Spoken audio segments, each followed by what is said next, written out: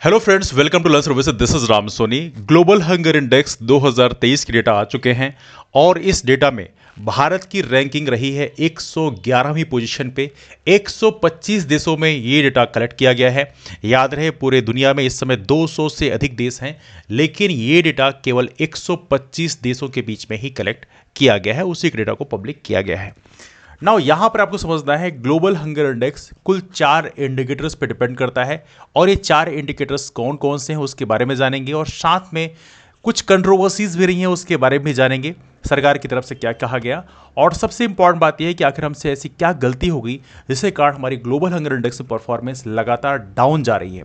क्योंकि आपको पता होना चाहिए कि 2022 में इसी ग्लोबल हंगर इंडेक्स में हमारी रैंक थी 107, जो कि अब घट के हो गई 111।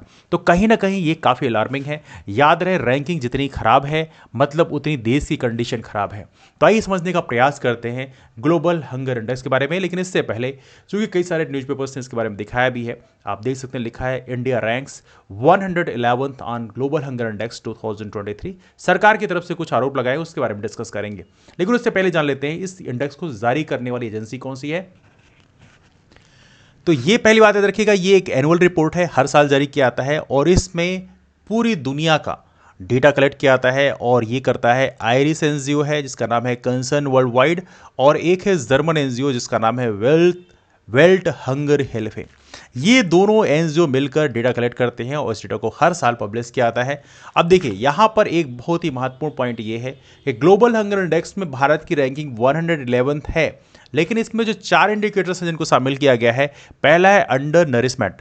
अंडर नरिशमेंट का मतलब होता है कि प्रॉपर तरीके से न्यूट्रिशन का इनटेक ना हो पाए, मतलब जितने मिनरल्स बॉडी को ज़रूरत है वो सारे के सारे मिनरल्स ना मिल पाए। देखिए, हमारे देश में इसमें कोई शक की बात नहीं है, लोगों को चावल दाल रोटी सब्जी मिल जाती होगी, लेकिन उसके बाद जो न्यूट्रिशन की समस्या है वो काफ़ी दिक्कत होती है। क्योंकि वेस्टर्न कंट्रीज़ में, यूरोपियन कंट्रीज़ में क्या होता है कि वो चावल दाल होता है वो भी फोर्टिफाइड फूड के रूप में होता है, मतलब उसको हाइब्रिड करके बनाया जाता है फोर्टिफाइड फूड, जिसमें कई सारे मिनरल्स होते हैं। लेकिन भारत में ऐसा नहीं होता, भारत में मोस्टली रॉ ही होता है। तो यहाँ पर देखा है तो उसके बाद में आपको मिनरल्स का इंटेक लेना भी ज़रूरी होता है। तो यदि प्रॉपर तरीके से मिनरल्स ना मिले तो उसके कारण बहुत सारी समस्याएं पैदा हो जाती हैं। चाइल्ड स्टंटिंग भी एक समस्या है। चाइल्ड स्टंटिंग का मतलब होता है yes for stunting, yes for short, मतलब हाइट कम रह जाए।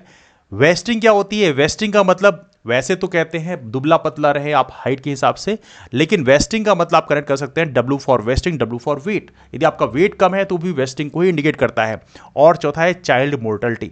चाइल्ड मोर्टलिटी का मतलब क्या होता है? आप लोगों ने दो टर्म पढ़ा होगा, IMR और MMR, infant mortality rate, maternal mortality rate. तो मोर्टलिटी का मतलब यहां पर है इससे, IMR से, हालांकि अंडर 5 का भी काउंट किया गया है। देखिए, इन्फेंट मोर्टलिटी रेट क्या होता है? इसमें होता है कि प्रति 1000 जीवित बच्चे, मतलब पर 1000 न्यूबॉर्न जो किड हैं, 1 साल से कम उम्र के जिनकी मृत्यु हो जाती है, उसे बोलते हैं इन्फेंट मोर्टलिटी रेट पर 1000 पॉपुलेशन में, याद रखिएगा। ऐसे की यदि बात करें, केरला की बात करें, केरला का जो है इस बार आया है 7, मतलब वहां पर केवल 7 बच्चों की मृत्यु होती है प्रति 1000 पॉपुलेशन में। लेकिन वहीं पर भारत के बाकी राज्यों की बात करें, मध्य प्रदेश जैसे राज्यों की बात करें, तो यहां पर आया 46, मतलब 46 बच्चों की मृत्यु होती है। मतलब मध्य प्रदेश जैसे राज्य ऐसे हैं जो काफी बड़े राज्य हैं, लेकिन इसके बावजूद भी इनका परफॉर्मेंस पूरे देश में सबसे लोवेस्ट लेवल पे है।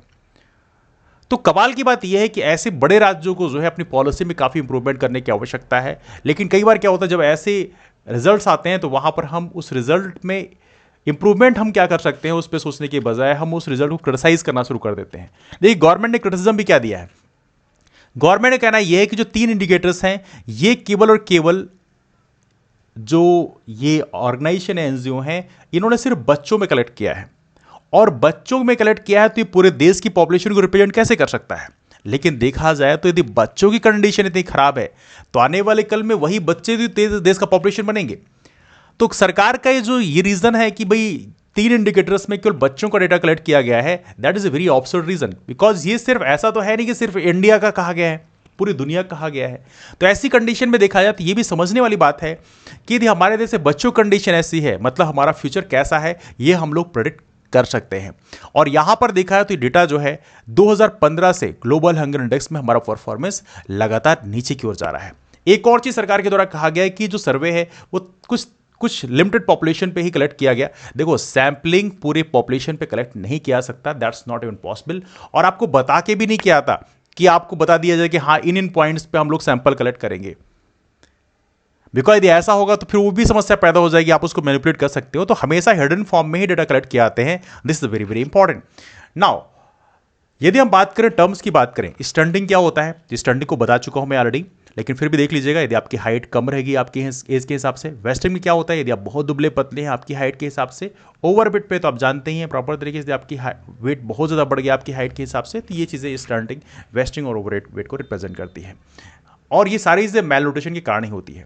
यदि भारत का डेटा देखें तो 16.6% रहा है अंडर न्यूट्रिशन में, जो काफ़ी कॉम्प्लिकेट है। अंडर 5 मोर्टलिटी में भी 3.1% है, जो इसमें काफ़ी ज़्यादा इंप्रूवमेंट की गुंजाइश है। और इसके अलावा एक चीज़ बताया आपको, आईएमआर तो बता दिया मैंने, एक टर्म होता है एमएमआर। एमएमआर का होता है मैटरनल मोर्टलिटी रेट, इसे हिंदी में बोलते हैं मातृत्व मृत्यु दर। ये प्रति 1 लाख माताओं में प्रसव के उपरांत जितने माताओं की मृत्यु आती है इसे बोलते हैं एमएमआर। और ये आईएमआर और एमआर दोनों खराब है। इसका मतलब ये कि हमारी हेल्थ सिस्टम में एक बड़े कॉम्प्लिकेशन को दिखाता है। कई बार सरकारें कुछ प्रलोभन देने वाली स्कीम लेके आती हैं, लेकिन जब इंफ्रास्ट्रक्चर बिल्ड करने की बात होती है, हॉस्पिटल बिल्ड करने की बात होती है, तो वहां पर बहुत पीछे रह जाते हैं। कई बार देखा गया है कि 40-40, 50-50 किलोमीटर में एक भी सर्टिफाइड डॉक्टर्स देखने के लिए नहीं मिलता। तो कहीं ना कहीं सरकार को अपनी पॉलिसीज में काफ़ी इंप्रूवमेंट लाने की जरूरत है, और यहां पर लोगों को भी मुद्दे बनाने की जरूरत है। यदि आप हेल्थ, एजुकेशन और एम्प्लॉयमेंट जैसे मुद्दों को नहीं क्रिएट करेंगे तो सरकारें भी आपको बाकी मुद्दों को लेकर कंफ्यूज करती रहेंगी। कहीं ये मुद्दे होंगे, कहीं वो मुद्दे होंगे, लेकिन कहीं ना कहीं हमें पॉलिटिक्स से ऊपर उठ के मुद्दों की पॉलिटिक्स करनी पड़ेगी, तभी जाकर हमारे देश में इंप्रूवमेंट मिलने की संभावना है। तो ये बहुत सारी चीजें यहाँ पे प्रॉपर तरीके से बताई गई हैं कि 100 पॉइंट स्केल में भारत की रैंक रही है 28.7, और पूरी दुनिया का जो एवरेज रहा है वो है 18.3। ये दोनों चीज़ आप लोग ध्यान रखेंगे, ये चीज़ें एग्जाम पूछा सकता है। सबसे बड़ा सरप्राइजिंग ये रहा है कि भारत अपने नेबरिंग कंट्रीज में पाकिस्तान, बांग्लादेश, नेपाल, श्रीलंका की तुलना में काफ़ी खराब प्रदर्शन रहा है, और ये अपने आप में चौंकाने वाला डेटा है। और बहुत सारे डेटा यहाँ पे बताए गए हैं कि जो साउथ एशियन अफ्रीकन कंट्रीज हैं उनकी कंडीशन काफ़ी खराब है। लैटिन अमेरिका, कैरिबियन कंट्रीज की कंडीशन पिछले कुछ सालों से ठीक नहीं रही है, और इसके अलावा चाइना और इसके अलावा यूरोपियन कंट्री और सेंट्रल एशिया कंडीशन काफ़ी बेहतर पाई गई है।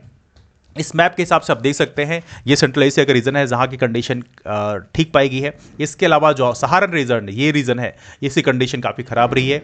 और देखा जाए तो लैटिन अमेरिका कंडीशन भी बीते कुछ सालों से, चूंकि यहाँ पर इंस्टेबिलिटी काफ़ी ज़्यादा रही इकोनॉमिक लेवल पे, इसी कारण यहाँ का परफॉर्मेंस लोअर साइड में रहा है।